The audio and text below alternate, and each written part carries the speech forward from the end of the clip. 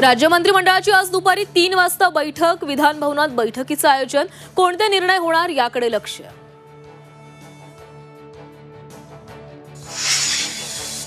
शिवछत्रपतींचा अवमान करणाऱ्या प्रशांत कोरटकरच्या जामीन अर्जावर आज अंतिम सुनावणी। कोरटकरला जेल की बेल या संदर्भात निर्णय होणार।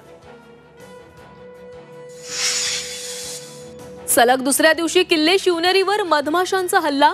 10 ते 15 जण जखमी। शिवजयंतीनिमित्त किल्ले शिवनेरीवर शिवभक्तांची गर्दी।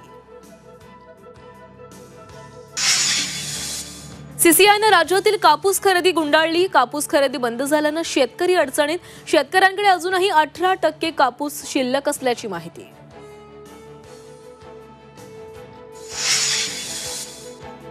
हरिहरेश्वर समुद्रात आढळली ऑलिव्ह रिडले कासव। कासवांच्या 89 पिल्लांना सुरक्षित समुद्रात सोडलं। 20 वर्षांपासून हरिहरेश्वर इथं ऑलिव्ह रिडले कासवांची संवर्धन मोहीम।